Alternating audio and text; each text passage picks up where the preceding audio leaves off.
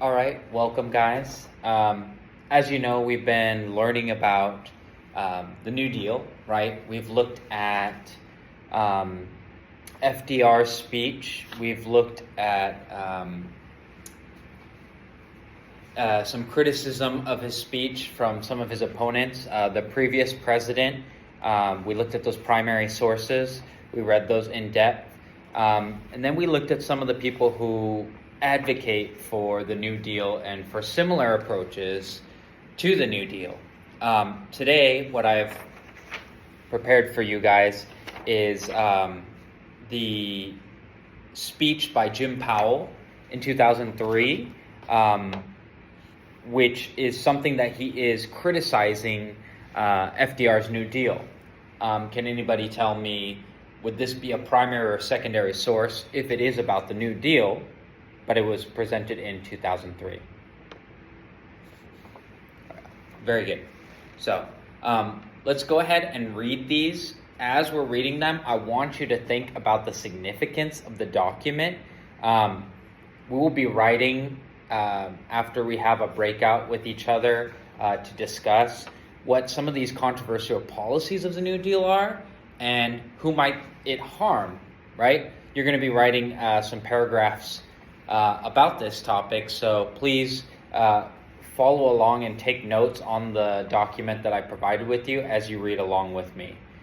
Those of you guys who would like to participate in this choral reading, we've done this many times before. Feel free to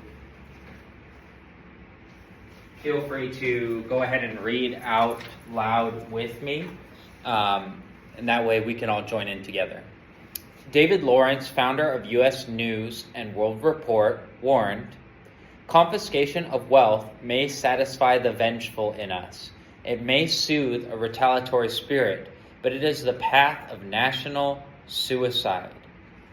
What is he saying here, right? Confiscation of wealth, like high taxes, a lot of the issues of the New Deal policy. What does he mean by saying national suicide? Go ahead.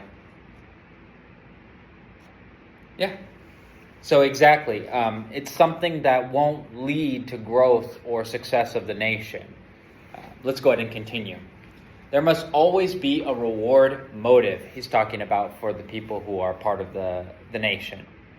To many people, it is but another way to set goals of human ambition. When the government kills the opportunity to earn, it sounds the death knell of an opportunity to serve. So what is he saying here? Yeah, go ahead. Anybody else? Yeah, so essentially, if you take away the reward incentive, so for example, during the New Deal, the tax rate went as high as 95%. People don't want to open businesses. People don't want to risk to try to earn. There's not enough reward there.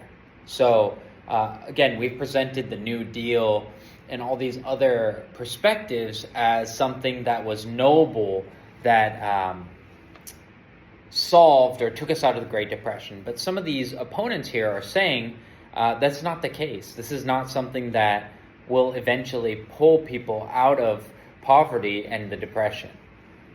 New Deal taxes were major job destroyers during the 1930s, prolonging unemployment that averaged 17%.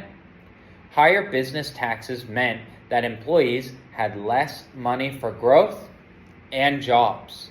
Social Security excise taxes on payrolls made it more expensive for employers to hide people, which discouraged hiring. So again, the problem here was what during the Great Depression? Yeah, exactly. Almost everybody's unemployed. Nobody has a job, and so nobody's spending money.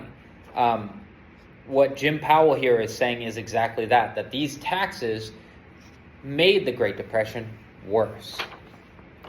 Other New Deal job programs destroyed jobs too. For example, the NIR, or National Industrial Recovery Act of 1933, cut back production and forced wages above market levels, making it more expensive for employers to hire people. Blacks alone were estimated to have lost some 500,000 jobs because of the National Industrial Recovery Act.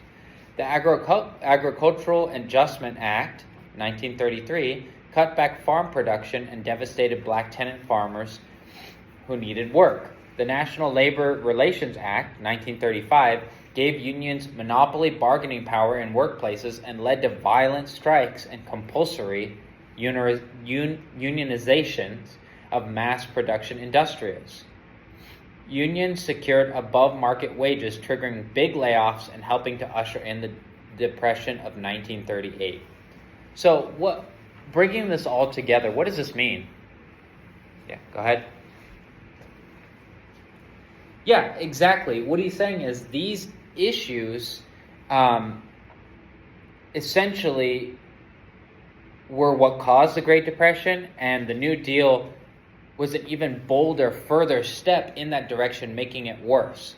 We're going to bring it all together at the end with this highlight at the end. Read it all together with me. Although the United States, with its unit banking laws, had thousands of bank failures, Canada, which permitted branch banking, didn't have a single failure during the Great Depression. So we see the comparison there that Canada and other countries like that didn't have the same regulations or the same knee-jerk reaction that the U.S. did, and they didn't have bank failures. They didn't have these people running on the banks and the same collapse that we did. So go ahead in your groups. I want you to go ahead and discuss the notes that you've written and read out some of those sections or words that you might have highlighted or that jump out at you. Do that for about the next 5 minutes. Go ahead.